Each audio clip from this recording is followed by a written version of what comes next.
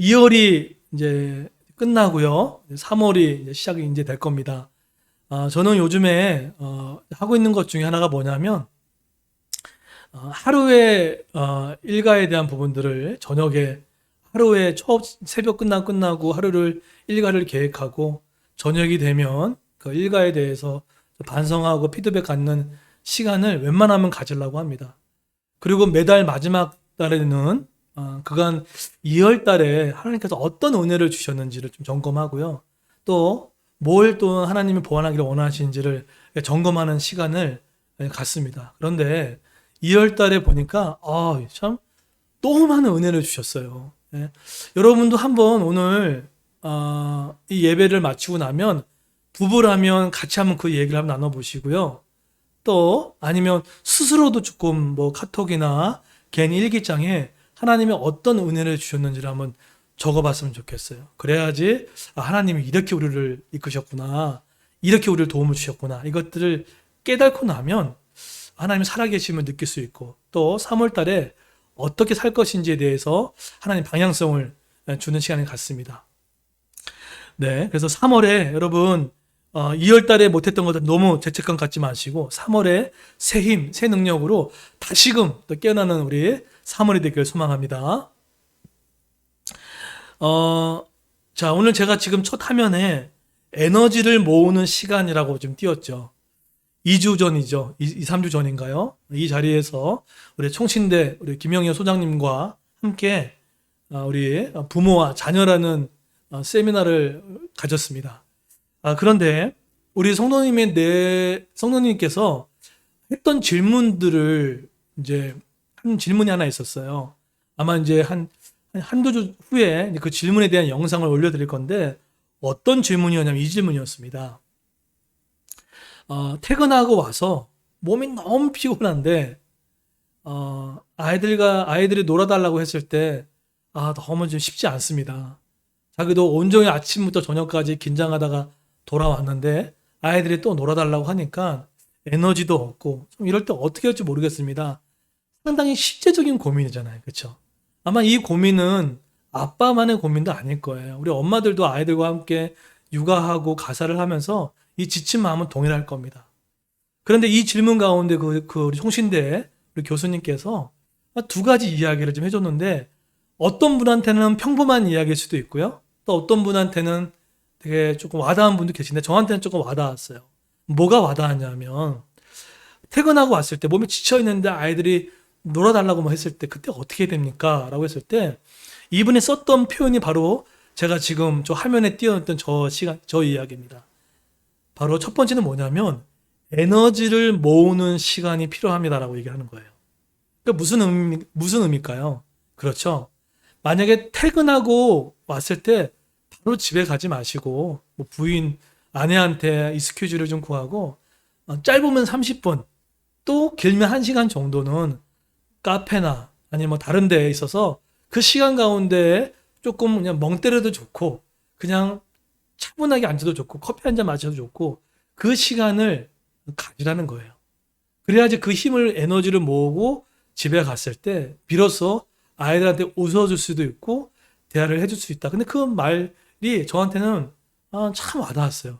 우리한테는 이렇게 나가는 에너지도 중요하지만 에너지를 모으는 이 시간들이 정말 필요하겠구나 라는 생각들을 하게 됐습니다. 그러면서 또 한 가지 저한테 와닿았던 게 뭐냐면 그런데 그 아이들과 함께 어떻게 놀아줄지 모르겠어요. 아마 여기 이제 우리 부모님 세대는 아이들 놀아주는 것에 대해서 고민이 되게 많을 거예요. 그죠? 그리고 어르신들도 자녀, 손자와 손녀들과 어떻게 놀아줘야 되나 아마 그런 고민도 많을 건데 이 교수님 뭐라고 얘기할까? 상당히 전문가니까 이 얘기 하더라고요. 저도 많이 와닿았는데 내가 아이들을 위해서 뭘 놀아줄 것을 정하지 말라는 거예요. 그러지 말고 아이들이 놀고 싶어하는 그것을 갖고 놀면 된다는 거예요. 되게 쉽죠. 근데 저는 와닿았어요. 왜냐하면 때로는 저도 마찬가지고 부모님들이 아이들한테 어떻게 놀아야지 머릿속에 생각하고 계획하는 것이 이것도 쉽지 않거든요. 근데 사실 아이들은 그 놀이라는 욕구를 통해서 부모와 함께 얘기하고 싶어요 라는 이 부분이 있다는 거예요.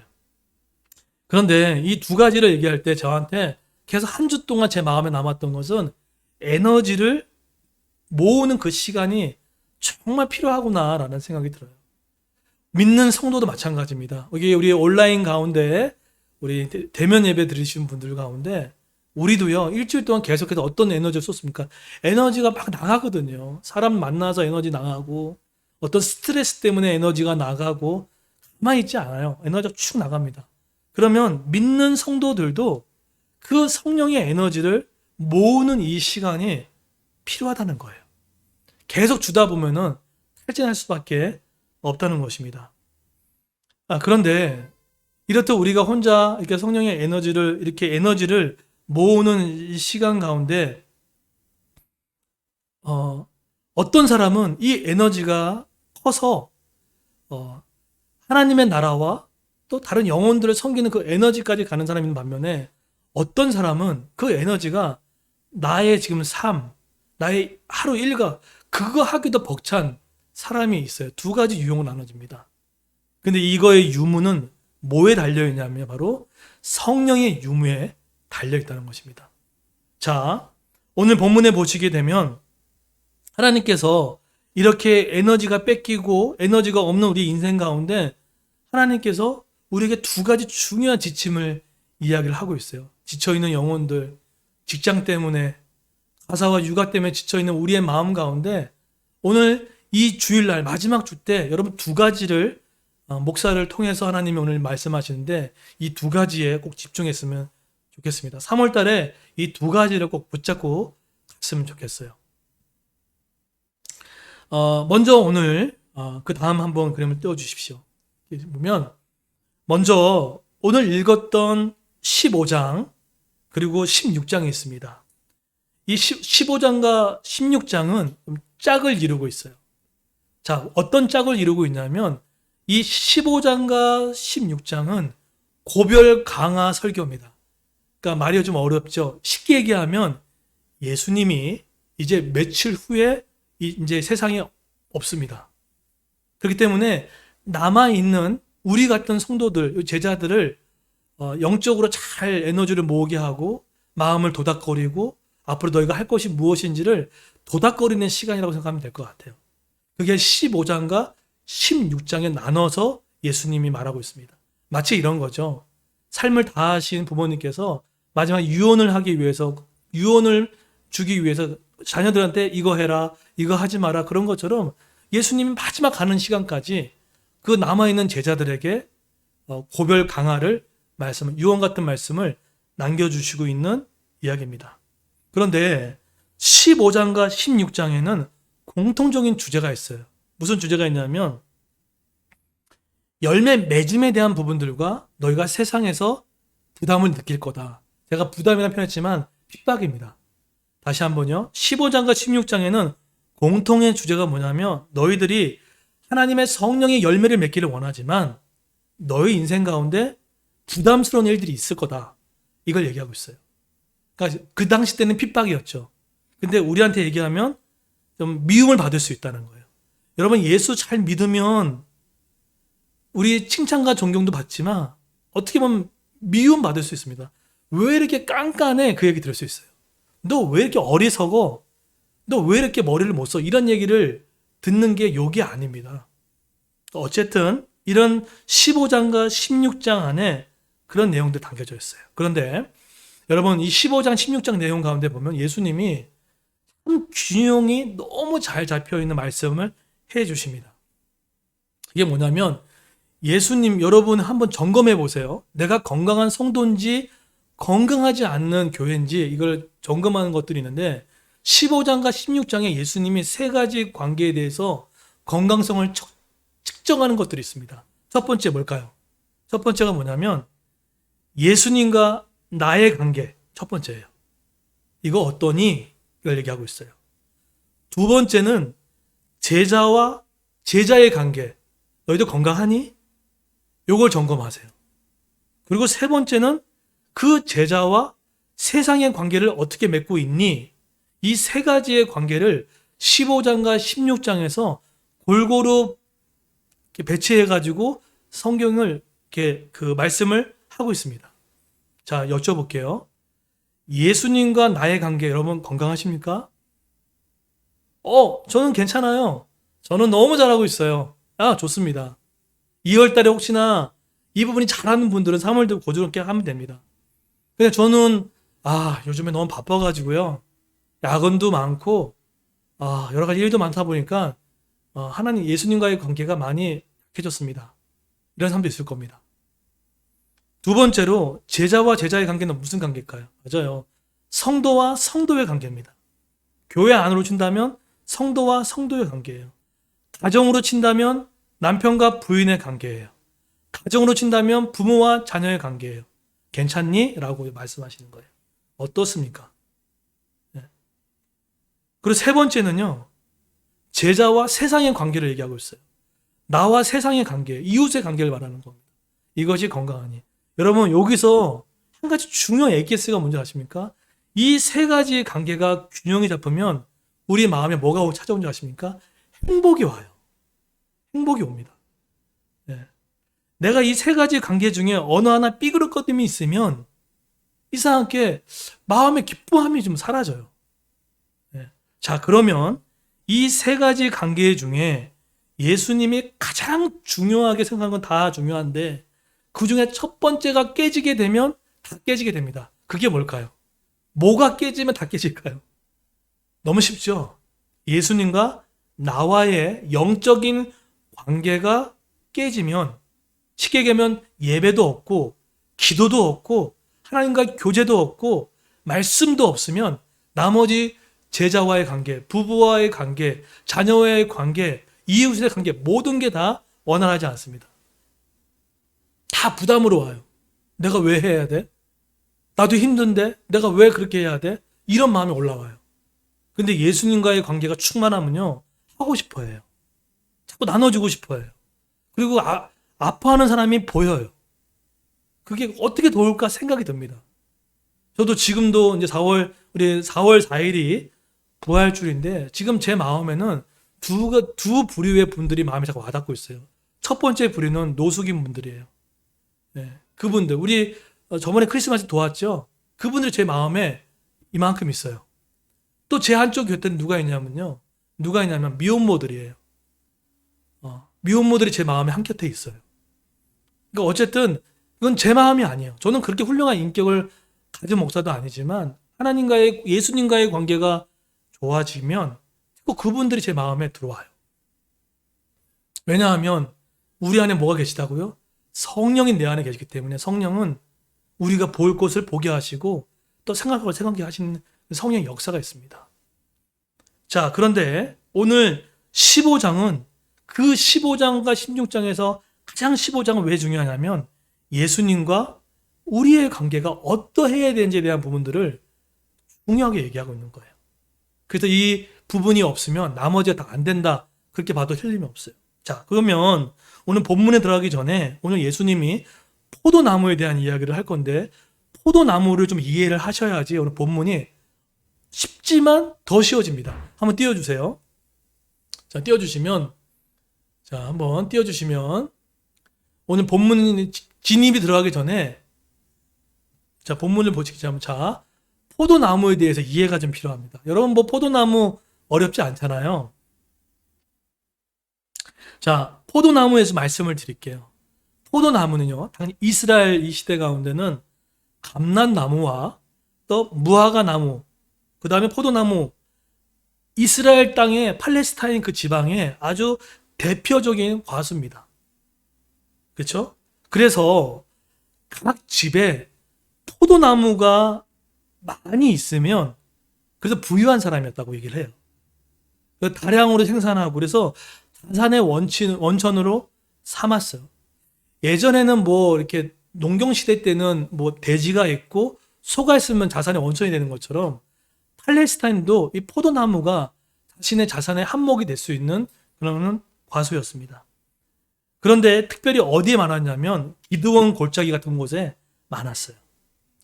기드원이나 이 골짜기 같은 곳에 이것이 많았다고 얘기를 합니다. 여러분 이 포도나무가 이 이스라엘 땅에는 어디에 많이 있을까요? 예, 산 중턱에 있다고 많이 합니다. 산 중턱에 위치하고 있어요. 그리고 그 포도나무를 중심으로 해서 망대라고 하죠. 성경을 읽다 보면 망대라는 단어를 들어보셨을 거예요. 포도나무를 보호하기 위해서 주변에 외곽으로 돌로 이렇게 쌓는 망대가 있습니다. 자, 이 망대를 왜 했을까요? 그렇죠. 여우나 또 돼지나 도적들이 열매 맺은 포도를 먹고 도망치는 일들이 존재했기 때문에 이 수확전에는 망대를 치는 일들을 주로 많이 했다고 이야기를 합니다. 자, 그러면 여러분 이 포도나무는 주로 언제 많이 수확할까요? 8월과 9월에 집중적으로 수확을 합니다. 그럼 여쭤볼게요. 이 당시에 이스라엘 사람들은 이 포도나무를 먹을 때 어떻게 먹었냐면요. 그냥 먹었어요. 두 번째는 말년 건포도를 먹기도 했습니다. 그리고 세 번째는 열에 끓여가지고 포도주를 또 하기도 했습니다. 이렇게 다양하게 사용을 했다는 거예요. 자, 그러면 제가 왜 이 설명을 왜 드렸을까요? 이 포도나무에 대한 이 설명을 왜 드렸을까요? 이유가 한 가지예요.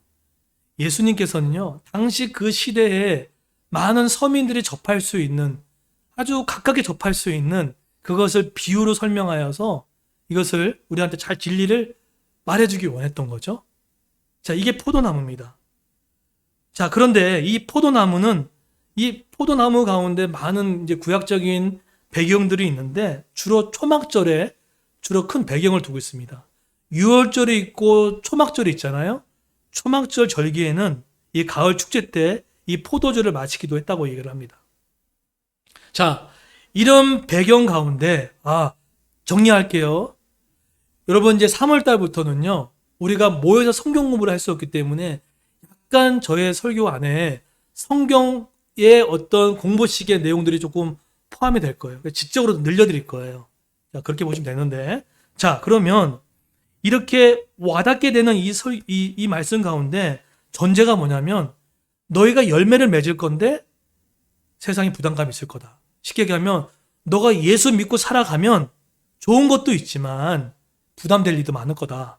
이거에 대한 전제를 얘기하는 거예요. 자, 그러면 너희들한테 뭐가 필요하니? 두 가지가 필요하다. 얘기를 15장과 16장에서 집중적으로 얘기를 하고 있습니다. 자, 그러면 첫 번째 한번 띄워주십시오. 뭐가 필요하냐면 첫 번째로 하나님께서는요, 우리에게 원하시는 게 있습니다. 한번 읽어볼까요? 온라인에서 우리 현장에서 한번 읽어보겠습니다. 시작. 네. 자, 지금 시점이 어디라고요? 이별을 앞둔 시점이에요. 아마 일주일도 안 남았어요. 일주일도 안 남은 상태에 지금 예수님께서 제자들에게 포도나무를 통해서 비유로 설명하십니다. 그러면서 1절에 뭐라고 합니까? 나는 참 포도나무요 내 아버지는 정원사이다. 여러분, 자, 조금만 집중해 보십시오. 다음 걸 한번 띄워주십시오. 띄워주시면 성경에서 포도나무가 나오면 어떤 의미인지를 보셔야 성경을 통독할 때 이해가 쉽습니다. 왜냐하면 성경은 그냥 쓰여진 게 없거든요.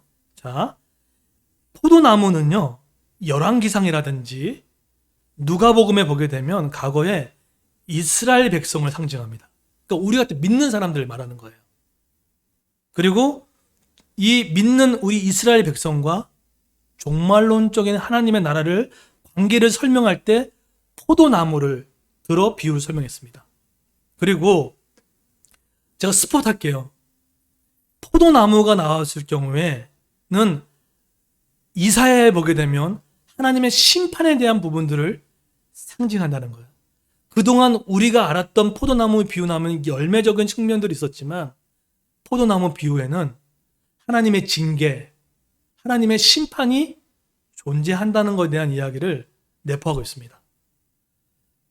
자, 그런 관점을 봤을 때 다음 성경 구절을 한번 띄워보십시오. 네. 자, 그래서 오늘 성경에 보시면 제가 읽어드릴게요. 자, 포도나무가 나오면 이스라엘 백성과 종말론 하나님의 관계를 설명하고 하나님은 나한테 열매만 주는 게 아니라 뭔가 징계적인 심판적인 부분도 존재하는구나. 이제 기억하셨죠? 기억하셨죠? 자, 그러고 나서 구약 성경 이사야에 보게 되면 이사야 나중에 찾아보십시오. 5장에 보시게 되면 극상품 포도나무를 애굽에서 가나안으로 이제 옮겨진 이 부분이 나옵니다. 그래서 지금 우리의 존재는 어디라고요? 극상품 포도나무로, 그러니까 포도나무 이스라엘 백성 믿는 성도라고 얘기했잖아요. 근데 어디서 옮겨왔다고요? 애굽에서 가나안으로 옮긴 존재라는 얘기를 하고 있어요. 다시 어디서요? 애굽에서 가나안으로. 이거 무슨 뭐의 상징일까요? 애굽은 어딜까요? 구약에서 애굽은 말 그대로 이집트지만 신약적 의미는 뭡니까? 죄에서, 사단의 권세에서, 악한 영의 권세에서 어디래요? 가나안이 왔다는 거. 가나안이 뭡니까? 하나님의 땅, 약속의 땅, 결국 하나님의 나라로 왔다는 거예요. 즉 포도나무인 우리는 원래 죄에서 있었던 사람이었다는 거예요. 그런데 그 포도나무를 어떻게 했다고요? 너희들을 가나안으로 옮겼다는 거예요. 여러분, 전에 여러분이 어디 계셨는지 아십니까? 죄와 사망과 권세와 어둠과 불안과 염려와 두려움과 사명 없음과 아주 불행한 모습에 서 있었던 영적 애굽에 짓눌렸던 사람이었단 말이에요. 근데 여러분 같은 포도나무를 어디에 옮겼다고요? 하나님의 나라 가나안으로 옮겼다는 거예요. 자, 그러면 가나안으로 옮겼을 때 하나님께서 우리에게 뭘 원하실까요? 두 가지를 원하세요. 뭐죠? 오늘 성경 뭐랍니까?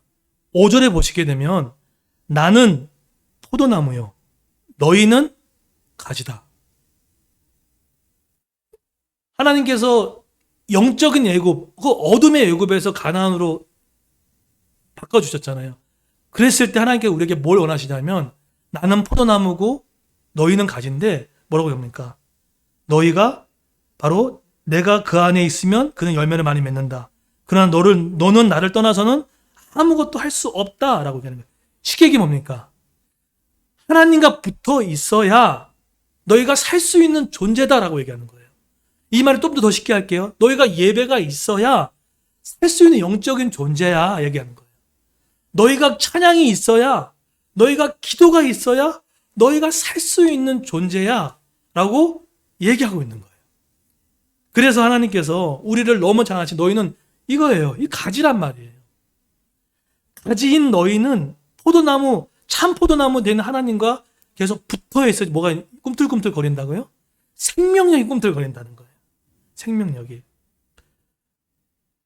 그래서 붙어 있음이 너무나 중요합니다. 제가 이번 주 이 설교를 이렇게 준비하는데 아마 이 본문은 믿는 분들은 많이 들었습니다. 그렇지, 하나님과 붙어 있는 게 너무 중요하지. 근데 제가 이번 주 한 주에 어떤 영상을 보다가 어떤 한 개척교회에 대한 어떤 스토리를 좀 듣게 됐어요.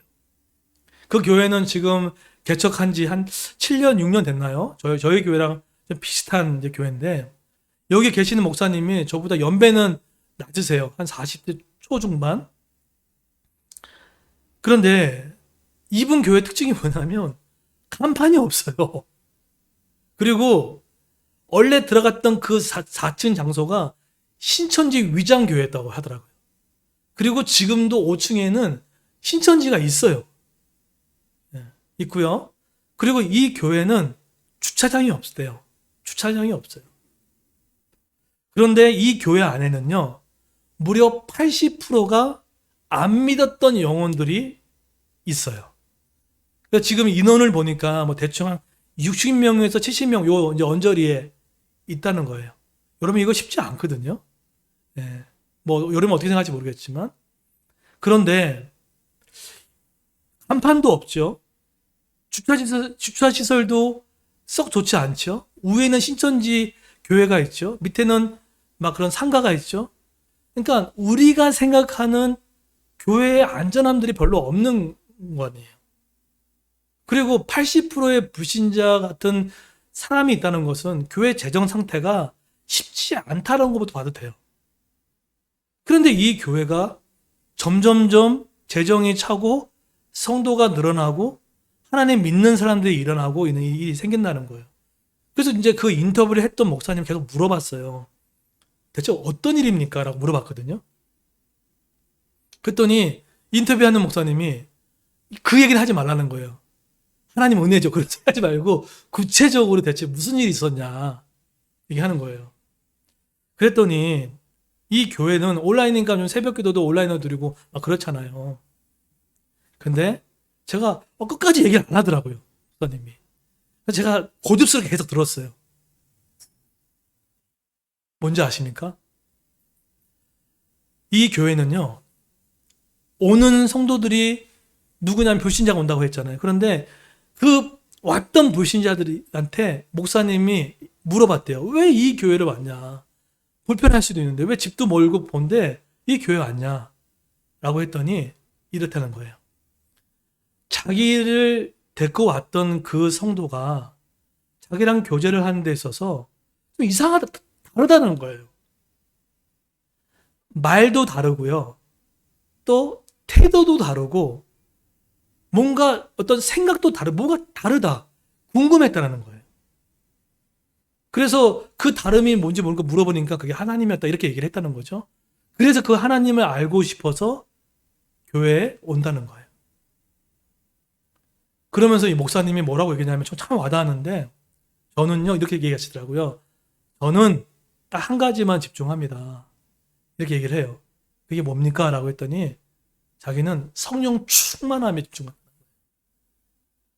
그래서 이게 무슨 말인가? 이거 어렵지 않잖아요. 근데 뭐냐면 이거예요. 목회자가 성도한테 할 수 있는 가장 중요한 것 중에 하나가 뭐냐면 그 성도님을 성령 충만케 도와드리는 거. 그래서 거기에는 목숨을 건다는 거예요. 그러니까 저랑 생각이 너무 비슷해요. 한 90% 넘게 교회 분위기와 어떤 상황과 모든 것들이 거의 비슷한데 그것도 맞아요. 성령 충만함. 왜 그렇죠? 교회가, 목사가, 목회자가 우리 성도님들의 성령 충만케 해드리면요. 마음 가운데 뭐가 가득 찹니까? 하나님의 영으로 가득 찬단 말이에요. 그러면 어떤 결과가 일어나냐면 하나님을 알고 싶어하는 결과가 일어나고요. 이 하나님을 전하고 싶어하는 마음이 생기고요. 그리고 또 세 번째는 어떻게 하면 이 사람들, 다른 사람들 도울 수 있을까? 이런 마음이 생긴다는 거예요. 더 나아가서 그리고 하나님 나라를 꿈꿀 수 있다는 거예요. 저는 3월 달에 우리가 정말 하나님과 교제가 뭡니까? 하나님과 만나면 뭐가 어떤 스파크가 틉니까? 성령 충만함이에요. 하나님과 예배를 만나보시오. 성령 충만한 스파크가 틉니다. 여러분 꿈이 없으니까 성령이 약한 거예요. 하나님께 매달리고 하나님께 기도하고 찬양하는데 하나님 꿈을 안 꾼다고요? 하나님과 제가 새벽 기도 드리고요. 제가 금요 기도 드리고 막 주일 예배 드리고 이렇게 예배가 사니까 제 입술 가운데 선포가 나오잖아요. 70만 명을 살리자. 우리 찐말TV 선교 살리자. 영혼 살리자. 이 얘기가 왜 나올까요? 제 의지요? 아니요. 제 의지 아닙니다. 내 안에 계신 성령이 그의 나라를 자꾸 꿈꾸게 하신다는 거예요. 네, 꿈꾸게 하신다는 거예요. 여러분 3월 달에 3월 29일부터 4월 언제죠? 9일까지 2주간의 상반기 특별 새벽 기도가 있습니다. 지금부터 기도를 잘 준비하십시오. 그래서 한번 꿈꿔보자고요. 내가 꿈꾸는 게 아니라 하나님과 집중하고 하나님 만나게 되면 새로운 인사이트가 생기고 새로운 길이 발견되고 꼬였던 문제와 매듭이 풀려지는 은혜를 반드시 경험해요. 더 나아가서 그의 나라를 꿈꾸게 되고 내가 예측할 수 없는 하나님의 감동과 역사와 간증이 일어납니다. 여러분 이런 지금부터 기도를 잘 준비하십시오. 그래서 3월 달에는 성령 충만함에 에너지를 모으는 시간 되기를 예수님으로 축원드립니다. 자, 그리고 두 번째입니다. 두 번째는 하나님이 우리에게 뭘 원하실까요? 두 번째 보실까요? 두 번째를 보시게 되면 하나님은 우리에게 원하시는 것을 한번 읽겠습니다. 시작. 하나님은 열매를 원하십니다. 예. 하나님은요, 하나님과의 교제의 충만함도 원하시지만 애굽에서 가나안으로 옮긴 우리의 존재가 너 이제 구원받은 내 자녀 이걸로 끝날 뿐이 아니라는 거예요. 너희들에게 원하는 것 중에 하나가 있다는 거예요. 그게 뭐죠? 열매 맺기를 원했다는 거예요. 그런데 이사야 5장에 보게 되면 이 극상품인 이 포도나무가 나중에 포도나무 열매를 맺어야 되는데 들포도를 맺기 시작하는 거예요. 열매를 맺지 못해요. 그랬더니 오늘 요한복음 15장에 되게 중요한 이야기를 하십니다. 자, 보세요. 하나님은 우리가 열매를 맺기를 원하는데 내 안에서 열매를 맺지는 못하는 가지마다 아버지께서 잘라내고 열매 맺는 가지는 더 많은 열매를 맺게 하려고 깨끗하게 다듬으신다는 거예요. 자, 그러면 궁금하시죠? 여기서 성경이 말하는 열매가 뭘까요? 성경에서 말하는 열매는 두 가지입니다. 첫 번째는 그리스도인으로서의 삶의 열매예요. 말, 행동, 태도, 가치관, 성분적인 열매입니다. 예수님 닮아간 열매예요. 첫 번째예요. 두 번째 열매는 뭡니까? 바로 복음의 열매예요. 나를 통하여 주님께 돌아오는 거. 저는 오늘 주일학교 예배를 이렇게 드리고 있는데 마음이 기뻤어요. 왜 기뻤냐면 우리 30, 40대 우리 엄마 아빠들이 자신의 부모님들의 신앙을 위해서 저한테 인사도 시켜주시고 또 이렇게 대면도 시켜주시고 온라인 통해서 좀 그 마음이 너무 귀했어요. 사랑하는 부모님은 용돈만 주는 게 아니라 그 예배도 함께 드릴 수 있게끔 챙기고 도움을 주고 그 모습이 너무 기뻤어요. 네. 정말 진정한 우리 효자 많이 있다. 여러분 혹시나 우리 부모님이 또 복음을 자기 어려우시면 찐말TV에 구독이라도 시켜주십시오. 어떤 형태든지. 자, 그런데 그게 복음의 열매예요. 나의 성품의 열매, 복음의 열매예요. 그런데 오늘 성경에 열매를 맺지 못하면 되게 센 얘기 하시죠. 가지를 잘라냈다는 거예요. 이 뜻이 뭘까요? 1번, 너의 구원을 취소시키겠다. 2번, 너에게 하나님의 선한 징계를 통해서 너가 열매 맺기를 원한다는 하나님의 징계다. 어디에 해당될까요? 알미니안 주의라는 주의 학파가 있습니다. 알미니아 주의 학파는 이렇게 얘기합니다. 너희가 예수를 믿다가 너희가 죄를 짓게 되면 구원이 취소될 수 있다고 얘기를 해요. 구원의 취소가 있습니까? 없습니까? 구원의 취소는 없어요. 근데 오늘 예수님께서 이 얘기는 하세요. 가지를 잘라낸다고 해요. 이 얘기는 쉽게 얘기하면 뭘까요? 하나님께서 너의 삶에 열매를 맺지 못하는 이 부분에 대해서 내 자녀의 이런 어둡고 탁하고 했던 모든 것들을 잘라내서 다시 한번 하나님의 극상품인 포도나무로 만들어갔던 하나님의 선한 의지의 징계가 반드시 있다는 얘기예요. 그러면 더 나아가서 여기서 열매를 못 맺는 사람은 누구를 얘기할까요? 삼일교회 송태근 목사님이 예전에 이 본문을 갖고 설명하시다가 그냥 머리에 꽝 친 게 있어요. 뭐냐면 여기서 열매를 못 맺는 사람은 누구냐? 라고 했을 때 열매는요. 처음부터 하나님을 주인으로 모시지 않았던 명목상 그리스도인이라는 거예요. 이게 신학자들의 견해입니다. 그러니까 이 사람은 처음부터 예수를 믿은 게 아니에요. 교회 안에도, 그러니까 그 얘기를 하는 거예요. 교회 안에도 예배를 드리고 기도하고 헌금을 하고 모든 걸 다 하고 있는데도 불구하고 예수님을 주인으로 모시지 않는 그 사람이 있다는 거예요. 그러니까 애초부터 하나님을 믿지 않았던 사람이에요. 그 사람은 어떻게 한다고요? 하나님이 잘라내신다는 거예요. 명목상 그리스도에 대한 이 부분에 대해서 떨궈낸다는 거예요. 처음부터 안 믿었다는 거예요. 그래서 여러분, 제가 제일 많이 걱정하고 노심초사하는 게 뭐냐면, 저 아는 주일학교하고 너무 깜짝 놀랐어요.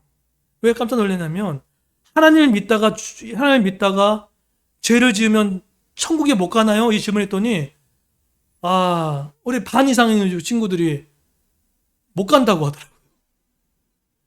그래서 제가 다시 이제 알려줬는데, 어쨌든, 명목상 그리스도인, 처음부터 하나님을 믿지 않았던 거예요.